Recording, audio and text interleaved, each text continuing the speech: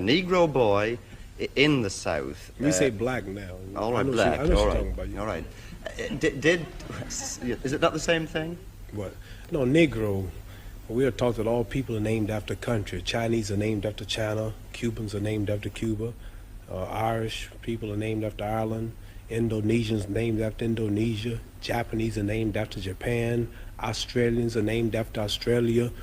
But there's no country named Negro. Mm. All right, then let me... You understand? I understand. You're not as dumb as you look. Let me rephrase. Do I look that dumb? No, it's okay. What I really mean is, did you... History of ourselves, the history of our true religion, our nationality, our names. See, we don't have our names, you know. I notice how proud you all are, proud of your names. See, Chinese have names like Chang Chong, Lu Qian. This is Islamic teachings. Russians have names like Kosygin or Khrushchev. You have names like O'Connor or Grady or Kennedy. And Africans have names like Lumumba, Nkrumah. And Jews got names like Weinstein and Goldberg. And Italians got names like Dundee and Benvenuti and Marciano. But we have names like Grady and Clay and Hawkins and Smith and Jones and Johnson, but we are black. These are the slave names. Yeah, when I heard this, I knew it was the truth. It's history. So Muhammad Ali is a beautiful black name of our ancestors. So when I heard this, I just had to walk out of the church and Christianity because they never taught us our true knowledge. Then they told me how we were brainwashed in America. We see Jesus, he's white with blonde hair and blue eyes. We see the Lord's Supper, all white people. We see the angels in heaven, all white people. Woman, Miss World, a white woman. Even Tarzan, the king of the jungles in Africa, he was white. He said,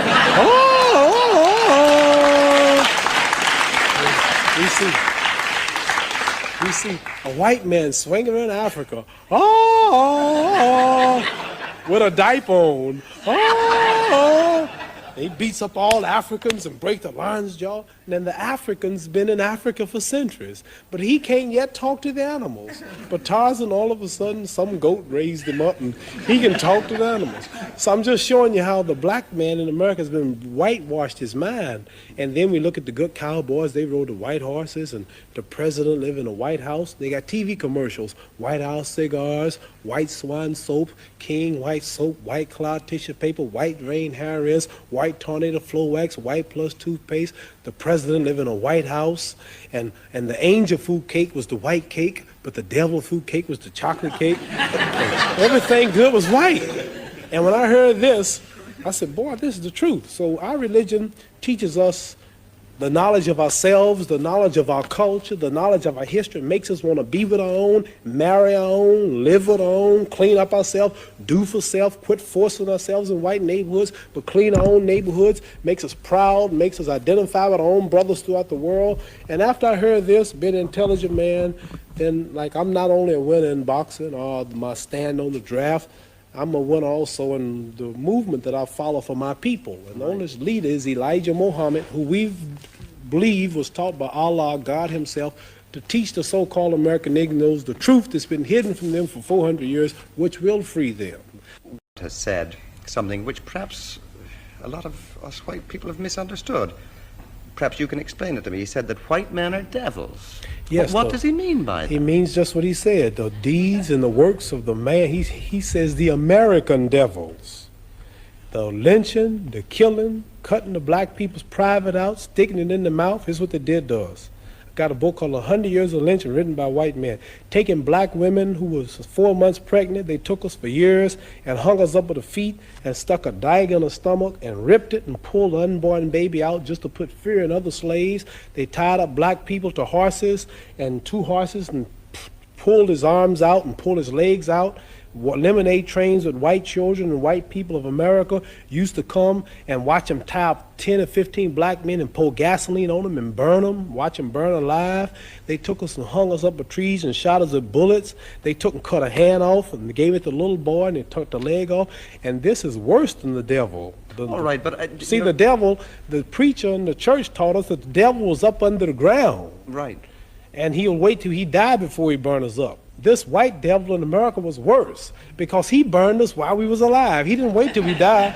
So what I'm trying to say is the deeds and the works. And I think this, if Elijah Muhammad can stand in America for 42 years before my little black self was born and say that the American white man is the devil, then the white man should get up and say you are a lie and carry him to court and say we are not the devil. Not one American, not one government official, one mayor, one senator, none of them will stand up and say that they are not devils and this man is lying. So what am I to do?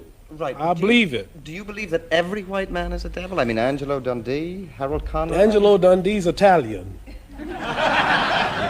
He's got a lot of black blood in him. Harold Conrad's Jew. So there are exceptions. There are exceptions. No, listen. What I'm saying to you is this. I'm saying that Elijah Muhammad, our leader, teaches us this. And I believe everything he say. So it's not for me to prove that. You must remember, you have not lynched me. It wasn't the Germans that did this to us. It wasn't the white Canadians who's right on our border. He put emphasis on the American devils. He's missioned to America by God to preach the truth. So what I'm saying, let's say we got one white fellow in America who has proved that he means right. Let's say we got another one. White people have died in demonstrations for black people. Now, here's the position I'm in. Here's 10,000 whites coming to kill me. And in those 10,000, or let's say here's 10,000 rattlesnakes coming to bite me.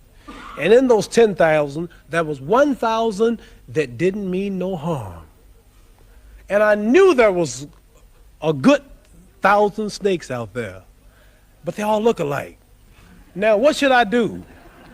Should I keep the door open and let the 10,000 in, hoping that the 1,000 will unite and save me and one bite or kill me? Or should I just be safe and shut the door?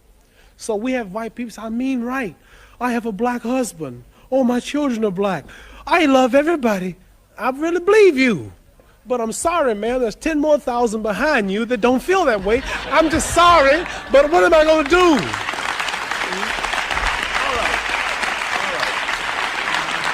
So I like to say this, that I know, I'll bet my hand on my family's life now, that there's some whites that mean right and sorry that they're from this race.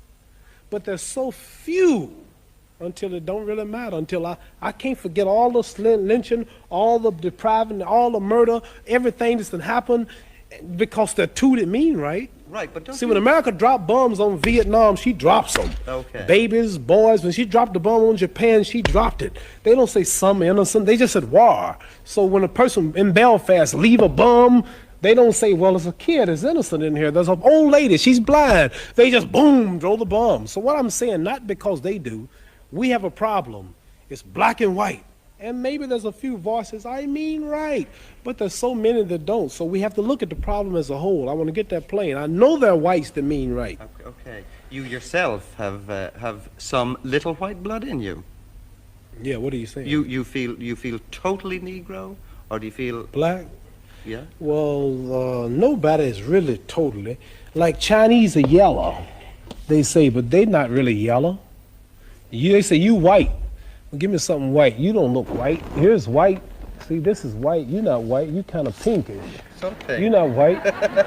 See, that's white. Right. So I'm not black, but I'm considered black. But as far as the blood is concerned, some people say, you talk so bad about us in America. You have white blood in you. How did I get white blood in me? Well, you know, way back 100 and something years ago, the old slave master's wife used to get tired. And he would sneak back in old Granny's shack.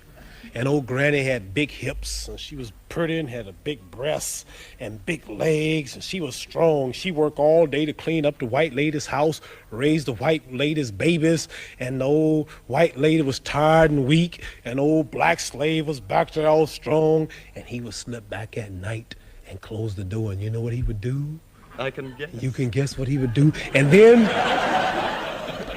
here come me, half black. See?